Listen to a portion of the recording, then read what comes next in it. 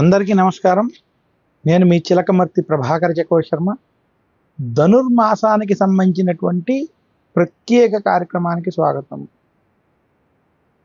ధనుర్మాసం చాలా ప్రత్యేకమైనది, విశేషమైనది. జ్యోతిష్ శాస్త్ర ప్రకారం సూర్యమానం, చంద్రమానం ప్రకారం మనకి జ్యోతిష్య గణనం జరుగుతుంది. అందులో సూర్య సిద్ధాంతం ప్రకారం, ముఖ్యంగా సూర్యమానం ప్రకారం సూర్యుడు ఒక్కొక్క రాశిలో 30 రోజులు సంచరిస్తాడని, అలా సంవత్సరంలో 12 మాసములు 12 రాశుల్లో సంచరించడం చేత ఆ సూర్యుని యొక్క సంచారణ ఆధారముగా మాసములు ఏర్పడతాయి. అటువంటి మాసములు ఏవైతే ఏర్పడుతున్నాయో ఆ ఏర్పడేటువంటి సమయంలో చైత్ర మాసానికి దగ్గరలో సూర్యుడు మేషరాశిలోకి ప్రవేశించినప్పుడు అది మేషమాసముగా, తర్వాత వృషభ మాసం, మిథున మాసం, ఈ రకంగా సూర్యుడు ఉత్తరాయణంలో మకర రాశిలోకి ప్రవేశిస్తే అది మకర సంక్రాంతిగా, మకర మాసముగా మనం చెప్పుకుంటాం. అటువంటి సూర్యుని యొక్క ప్రవేశం ధను రాశిలో ప్రవేశించడం చేత ఈ మాసమునకు ధనుర్మాసం అని పేరు. అయితే ఈ మాసాలలో ధనుర్మాసానికి అంతటి ప్రాధాన్యత, ప్రాముఖ్యత, విశిష్టత రావడానికి కొన్ని కారణాలు.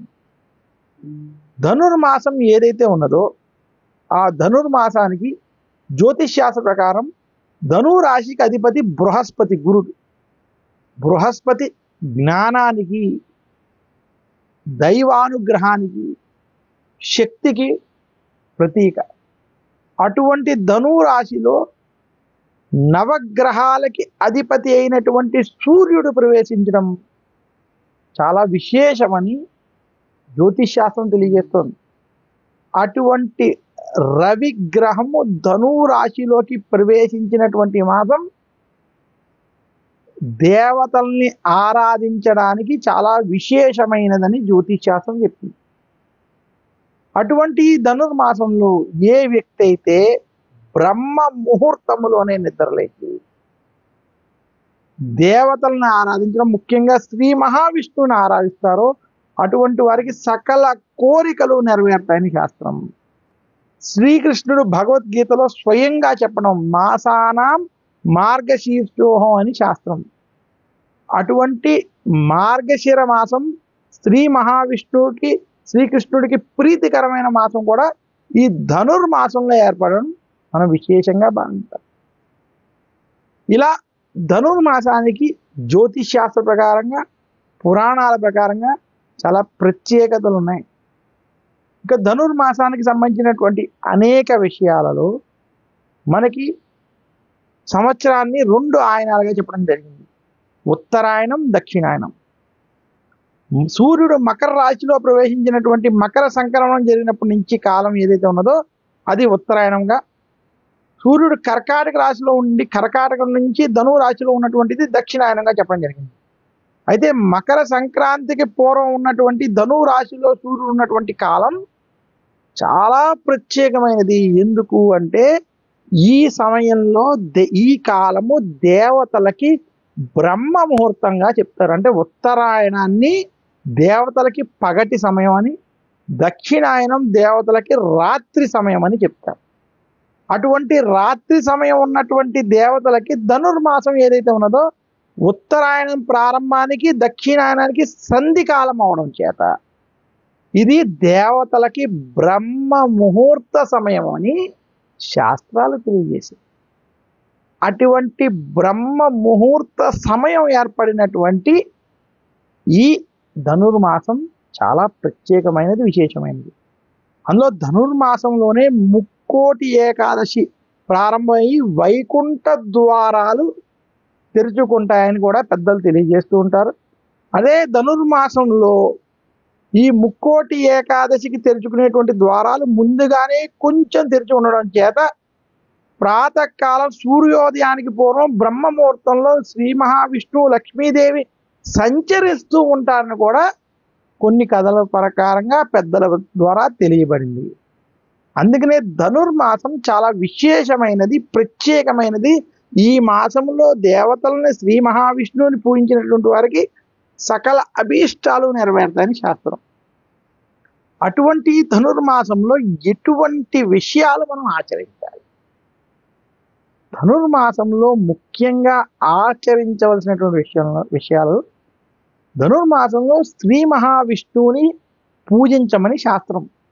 అందులోనూ సూర్యోదయానికి పూర్వం బ్రహ్మ ముహూర్తం, అంటే తెల్లవారుజామున 4 నుంచి 6 గంటల మధ్య ఉన్న ఏదైతే ఈ సమయంలో గనక ఏ వ్యక్తి అయినా తెలిసి కానీ తెలియక కానీ ఇంటి యందు కానీ విష్ణుమూర్తి యొక్క ఆలయం యందు కానీ గోశాల యందు కానీ నదీ పరివాహక ప్రాంతాల్లో విష్ణుమూర్తికి సంబంధించినటువంటి పుణ్యక్షేత్రాలలో స్వామిని దర్శించుకుని అక్కడ స్వామిని గనక ఆరాధించి పూజించినట్లయితే వారికి శ్రీ మహావిష్ణువు యొక్క అనుగ్రహం చేత సకల అభీష్టాలు సిద్ధిస్తాయని శాస్త్రం. ఇదే కాకుండా ధనుర్మాసంలో ఆచరించవలసిన విషయాలు ఈ సమయంలో శ్రీ మహావిష్ణువు యొక్క ఆలయాల్ని దర్శించి అర్చన వంటివి చేసుకోవాలి. ధనుర్మాసంలో తెలిసి కానీ తెలియక కానీ విష్ణు సహస్రనామాన్ని పారాయణం చేసిన వాళ్ళు, కనీసం కొన్ని నామాలను స్మరించుకుని చదివినటువంటి వారికి, అందులో నది బ్రహ్మ ముహూర్తంలో చేసినటువంటి వారికి చాలా విశేషమైనటువంటి ఫలితం ఉంటుంది. ధనుర్మాసం ధ్యానానికి, సాధనకి, ముఖ్యంగా నామస్మరణ వంటివి చేసుకోవడానికి సాధకులకి చాలా ఉత్తమమైన మాసం. అందులోనూ బ్రహ్మ ముహూర్తంలో చేసేటువంటి సాధన చాలా విశేషమైనది ఈ మాసంలో.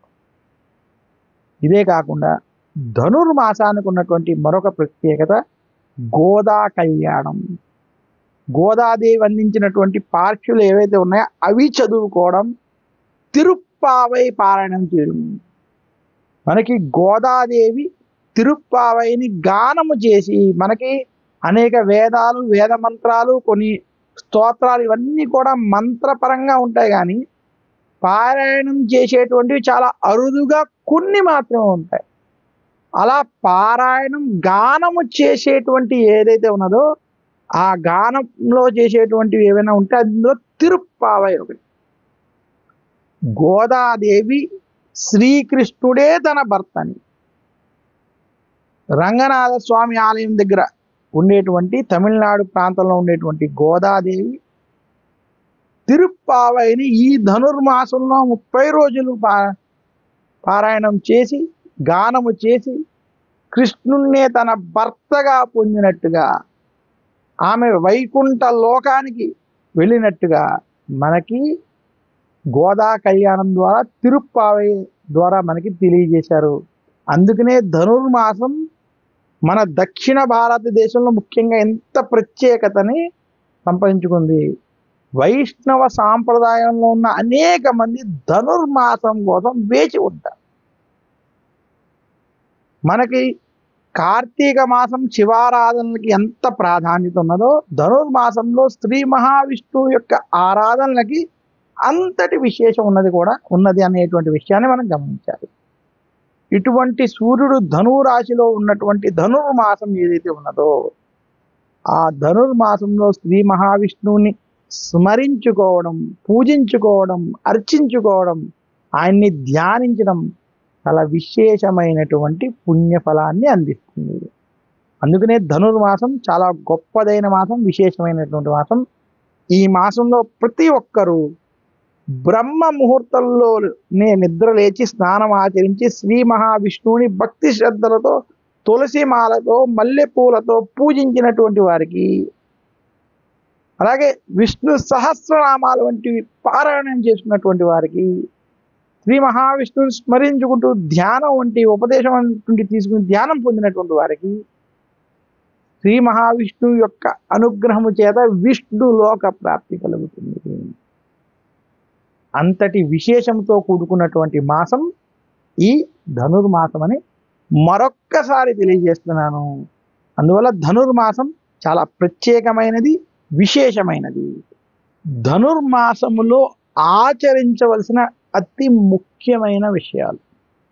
ధనుర్మాసంలో మనం ఆచరించవలసినటువంటి ముఖ్యమైన విషయాల్లో బ్రహ్మ ముహూర్తంలో నిద్రలేవడం, బ్రహ్మ ముహూర్తంలో నిద్రలేచి స్నానం ఆచరించడం, అలాగే ధనుర్మాసంలో బ్రహ్మ ముహూర్తంలో నిద్ర లేచిన తర్వాత స్నానం ఆచరించిన తర్వాత శ్రీ మహావిష్ణువుని పూజించడం, అలాగే తిరుప్పావైని పారాయణం చేయడం. తిరుప్పావైని బ్రహ్మ ముహూర్తంలో గనక ఎవరైనా రోజుకొక పార్శ్వం చొప్పున 30 రోజులు గనక పారాయణం చేసినట్లయితే వారికి శ్రీ మహావిష్ణువు యొక్క అనుగ్రహం లభిస్తుంది అని శాస్త్రములు తెలియజేశారు. గోదాదేవి మనకి 12 మంది ఆళ్వార్లో ఏకైక స్త్రీ. గోదాదేవి అనగా ఆండాళ్ళని పేరు. మనకి విష్ణు చిత్తుని యొక్క కుమార్తెగా గోదాదేవిని చెప్తారు. విష్ణు చిత్తుడు అంటే మనకి పెరియాళ్వార్ని విష్ణు చిత్తునిగా చెప్పడం జరుగుతుంది. ఆ పెరియాళ్వారికి రంగనాథ స్వామి కోవెల వెనకాల ఆయన ఉండేటప్పుడు వారి ఇంటి వెనక భాగంలో తులసి కోట వద్ద తులసి వనములో ఆమె లభించినట్టుగా ఆ ఆళ్వారికి పిల్లలు లేకపోవడం, ఈ గోదాదేవిని ధనుర్మాసంలో స్మరించుకోవాలి.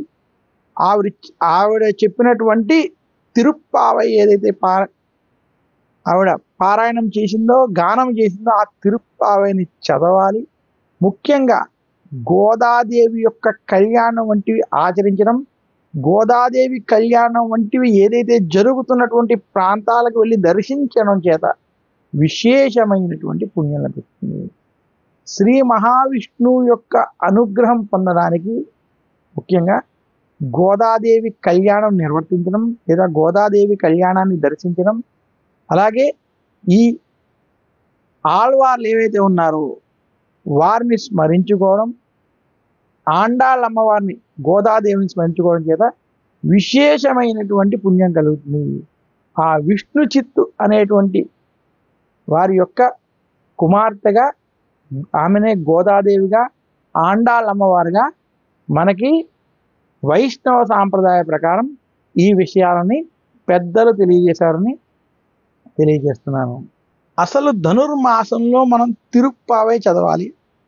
తిరుప్పావై అంటే ఏమిటంటే మనకి గోదాదేవి రచించినటువంటి తిరుప్పావైలో 30 పాశురాలు ఉంటాయి. ఈ పాశురాలు గానము చేయమని పెద్దలు తెలియజేశారు. గోదాదేవి రచించినటువంటి తిరుప్పావైలోని ఈ 30 పాశురాలను ఒక్కొక్క రోజు ఒక్కొక్క పాశురాలను మనం పఠించాలని శాస్త్రాలు తెలియజేస్తున్నాయి. అందులో తిరుప్పావైలో ముఖ్యంగా మొదటి 10 పాశురాల్లో శ్రీకృష్ణుని యొక్క లీలలు, తర్వాత 10 పాశురాల్లో గోపికల యొక్క భావాలు, తర్వాత 10 పాశురాల్లో జీవాత్మ పరమాత్మ ఏకత్వం సూక్ష్మముగా ఇందులో వివరించాయి. ఈ రెండిటి యొక్క జీవాత్మ పరమాత్మ యొక్క ఏకత్వం నుంచి ఇవన్నీ ఏర్పడినటువంటి అనేక విషయాలు మనకి ఈ తిరుప్పావైలో చెప్పడం చేత ఈ తిరుప్పావై గోదాదేవి కళ్యాణం చాలా విశేషమైనది. భక్తి మార్గము ద్వారా జ్ఞాన మార్గము, జ్ఞాన మార్గము ద్వారా మోక్ష మార్గము పొందడానికి ఈ తిరుప్పావై వంటివి మనకి చాలా ఉపయోగపడతాయి. అటువంటి ఈ తిరుప్పావైని ధనుర్మాసంలో ఎవరైతే పారాయణం చేస్తారో, వింటారో, చదువుతారో, కనీసం దాని అర్థాన్ని చదివి తెలుసుకుంటారో, ఏకత్వం అనేటువంటి విషయాన్ని తెలుసుకుంటారో, దానివల్ల శ్రీ మహావిష్ణువు యొక్క అనుగ్రహం పొందవచ్చు. అందుకనే తిరుప్పావైలో మొదటి శ్లోకము, మొదటి పాశురం యొక్క అర్థం కూడా శ్రీ మహావిష్ణువుని పూజించడానికి ఆడవాళ్ళంతా కలిసి రండి అనేటువంటిది మొదటి పాశురంలోనే చెప్తుంది గోదాదేవి. ఇంతటి విశేషముగా గోదాదేవి మనకి అందించినటువంటి గొప్ప వరం ఈ యొక్క ధనుర్మాసంలో తిరుప్పావై అని తెలియజేస్తూ, ఈ తిరుప్పావై గురించి తెలుసుకోవడం, స్మరించుకోవడం, పఠించడం వల్ల శ్రీ మహావిష్ణువు యొక్క, శ్రీకృష్ణుడి యొక్క అనుగ్రహాన్ని పొందవచ్చు అని తెలియజేస్తున్నాను. అసలు గోదాదేవి కళ్యాణం అంటే ఏమిటి అంటే మనకి గోదా కళ్యాణం అనేది ఆండాళ్ శ్రీరంగనాథ స్వామి యొక్క కళ్యాణ మహోత్సవం అని. ఈ కళ్యాణం ముఖ్యంగా ధనుర్మాసంలో ధనుర్మాస చివరి సమయంలో చేస్తారు. ముఖ్యంగా ముక్కోటి ఏకాదశి, భోగి, కనుమ వంటి సమయాలలో ఈ ధనుర్మాసానికి సంబంధించినటువంటి గోదా కళ్యాణం చేస్తారు. అది ఈ కళ్యాణం యొక్క విశేషం. ఈ కళ్యాణాన్ని చూసినటువంటి వారికి, స్త్రీలకి సౌభాగ్యం కలుగుతుంది. వివాహము కాని స్త్రీలు గోదా కళ్యాణం ఆచరించినా చూసినా అందులో పాలు పంచుకున్న వారికి తక్షణం వివాహం అవుతుందని, వివాహమైనటువంటి వారు భర్తతో సుఖంగా సౌభాగ్యవంతురాలై ఉంటారని, వారికి ఉన్నటువంటి జాతకంలో ఎటువంటి దోషాలు ఉన్నా అవి తొలగి జీవితంలో ఏమైనా మనస్పర్ధలు వంటివి ఏర్పడుతున్నా అది శ్రీ మహావిష్ణువు, ఆ రంగనాథుడు శ్రీకృష్ణుని యొక్క అనుగ్రహం చేత తొలగిపోతాయని పెద్దలు తెలియజేస్తారు. ఇంతటి విశేషం ఉన్నది కాబట్టి పెళ్లి కాని ఆడవారు, పెళ్ళైన ఆడవారు, సంతానం కోరేటువంటి వారు కూడా గోదా కళ్యాణాన్ని ధనుర్మాసంలో చేయడం లేదా చూడడం, వీక్షించడం, శ్రీమన్నారాయణని పూజించడం, ఈ యొక్క తిరుప్పావై పారాయణం వంటివి చేయడం మనం గమనించాల్సినటువంటి అంశం. గోదా కళ్యాణంలో ఉన్న ప్రత్యేకత ఏమిటంటే, మన పురాణ కథనాల ప్రకారం ముఖ్యంగా ఆండాళ్ళ వారు తన కోసం తయారు చేసిన పూలమాలని ముందుగానే ధరించి, అంటే స్వామివారికి సమర్పించేటువంటి పూలమాలని ముందుగానే ధరించి ఆ తర్వాతే ఆ యొక్క పూలమాలను శ్రీరంగనాథుడికి అర్పించిందని, శ్రీమన్నారాయణుడు ఆ మాలనే స్వీకరించడం చేత ఆమెను తన పత్నిగా స్వీకరించాడని చెప్తారు. ఇది భక్తికి పరాకాష్ఠకి ప్రతీకగా కూడా తెలియజేస్తారు. ఇవన్నీ గోదా కళ్యాణంలో ఉన్నటువంటి మహత్యం. ముఖ్యంగా ధనుర్మాసంలో గోదాదేవి యొక్క విశేషాలు ఈ కథల ద్వారా మనకి అందించబడ్డాయి. ధనుర్మాసంలో గోదాదేవి ఆరాధన యొక్క ఫలితాలు. ధనుర్మాసంలో ఎవరైతే గోదాదేవిని పూజిస్తారో, తిరుప్పావై పఠనం చేస్తారో, గోదా కళ్యాణ దర్శనం చేస్తారో అటువంటి వారికి ఇటువంటి ఫలితాలు కలుగుతాయని శాస్త్రాలు తెలియజేస్తాయి. ముఖ్యంగా సంతానం, సౌభాగ్యం, దాంపత్య సౌఖ్యం, ఐశ్వర్యం, మోక్ష మార్గం ఇవి లభిస్తాయని పెద్దలు తెలియజేస్తారు. అందుకనే తిరుప్పావైలో ఉన్నటువంటి 30 పార్శ్వాలు గనక సరిగ్గా చదివి అర్థం చేసుకుంటే అందులో భక్తి, జ్ఞానం, మోక్షము, దాంతోపాటు ఆయుష్, సౌఖ్యము కూడా కలుగుతాయని తెలియజేస్తున్నాను. ధనుర్మాసం అనేది చాలా పుణ్యమైన కాలం. దీనికి గల ముఖ్య కారణం దేవతలు సైతం బ్రహ్మ ముహూర్తంలో సంచరిస్తారు. అందుకనే ధనుర్మాసంలో బ్రహ్మ ముహూర్తంలో లేవడం, బ్రహ్మ ముహూర్తంలో పూజలు, స్నానం ఆచరించి పూజలు వంటివి చేయడం, ధ్యానం వంటివి ఆచరించడం చాలా ఉత్తమం. ఏ వ్యక్తి అయితే తెలిసి కానీ తెలియక కానీ ధనుర్మాసంలో శ్రీ మహావిష్ణువుని బ్రహ్మ ముహూర్తంలో పూజిస్తారో అటువంటి వారికి సకల కోరికలు నెరవేరుతాయి. అందుకనే ధనుర్మాసంలో బ్రహ్మ ముహూర్త పూజ చాలా ప్రత్యేకమైనది, విశేషమైనది. ఈ మాసంలో బ్రహ్మ ముహూర్తంలో స్వయంగా శ్రీ మహాలక్ష్మీ నారాయణులు విహరిస్తారని బ్రహ్మ ముహూర్తంలో మనకి పురాణోక్తి, అంటే పురాణాల్లో చెప్పడం జరిగింది. అందుకనే ధనుర్మాసం యొక్క బ్రహ్మ ముహూర్తానికి అంతటి ప్రాధాన్యత, ప్రత్యేకత ఉన్నదని తెలియజేస్తున్నాను.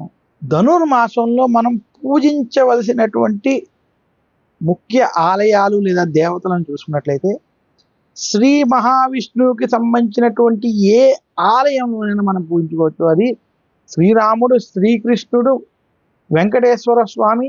ముఖ్యంగా ధనుర్మాసంలో పూజించవలసినటువంటి ముఖ్యమైన ఆలయాలుగా తీసుకున్నట్లయితే శ్రీరంగనాథుడు, ఆండాళ్ళ వారి యొక్క ఆలయాలు ఉన్నటువంటి ఆలయాలు, అలాగే మహాలక్ష్మీదేవి, ఇవి చాలా ప్రత్యేకమైనవి. దీనితో పాటు శ్రీ మహావిష్ణువుకి సంబంధించినటువంటి ఆలయాలు పూజలు వంటివి చేయడం చేత చాలా శుభ ఫలితాలు కలుగుతాయని తెలియజేస్తున్నాను. ధనుర్మాసానికి ఒక ప్రత్యేకమైన లక్ష్యం ఉన్నది. ధనుర్మాసం యొక్క లక్ష్యం శరీర శుద్ధి, ఇంద్రియ నిగ్రహం, భగవన్నామ జపం, నారాయణ సేవ. ఈ 4 ద్వారా ఆధ్యాత్మిక పరంగా ఎదగడం, ఆధ్యాత్మిక పరంగా ఎదుగుతూ భక్తి ద్వారా మోక్ష మార్గం వైపు అడుగులు వేయడం, భక్తి ద్వారా జ్ఞానాన్ని పెంపొందించుకుంటూ మోక్షాన్ని పట్టుకునేటువంటి మార్గము. అందుకనే ఆండాళ్ళు స్వయముగా చేసినటువంటి పూజా విధానాన్ని అనుసరించడం ఈ ధనుర్మాసంలో మనం చూడొచ్చు. అందుకనే ఆండాళ ఏదైతే శ్రీరంగనాథుడి కోసం అలంకరణకి ఆమె మల్లె పువ్వులు, తులసి, పుష్పమాలలు, అలాగే దీపాలను వెలిగించడం, ఇవన్నీ కూడా నారాయణ సేవలో భాగంగా ఆచరించడం చేత ఇవన్నీ ఆచరించి భక్తి మార్గం ద్వారా జ్ఞాన మార్గం ద్వారా మోక్ష మార్గాన్ని పట్టుకోవడానికి ఈ యొక్క ధనుర్మాసం చాలా విశేషమైనదని తెలియజేస్తున్నాను. ధనుర్మాసంలో చాలా ఆలయాల్లో, విశేషంగా మనకి తిరుపతి వంటి ఆలయాల్లో కూడా సుప్రభాత సేవని ఆపిచేసి తిరుప్పావై పారాయణం చేస్తారు. ఈ కాలంలో సుప్రభాతం ఆపి తిరుప్పావైతో దేవుణ్ణి మేలుకోవడం అన్నది ఆండాళ్ళ ఆచారంగా. అందుకే మార్గశిర మాసంలో తిరుప్పావై మాత్రమే అనే ఆచారం కూడా మనకి ఉన్నది అనేటువంటి విషయాన్ని గమనించి ధనుర్మాసం యొక్క ప్రాధాన్యత మనం గమనించాలి. ఇంకా ధనుర్మాసంలో ఇటువంటివి ఆచరిస్తూ శ్రీ మహావిష్ణువుని మల్లె పువ్వులతో, తులసి దళాలతో గనక అర్చించి పూజించినట్లయితే, అలాగే శ్రీ మహావిష్ణువుకి ప్రత్యేకమైన నైవేద్యాలు, పాలతో చేసినటువంటి నైవేద్యాలు, అలాగే ముఖ్యంగా చక్కెరతో చేసినటువంటి పాయసాన్నం వంటివి ఈ మాసంలో ముఖ్యంగా శ్రీ మహావిష్ణువుకి నివేదన చేయాలి. ఇటువంటివి చేయడం చేత చాలా విశేషమైనటువంటి ఫలితాలని ధనుర్మాసంలో పొందగలరు.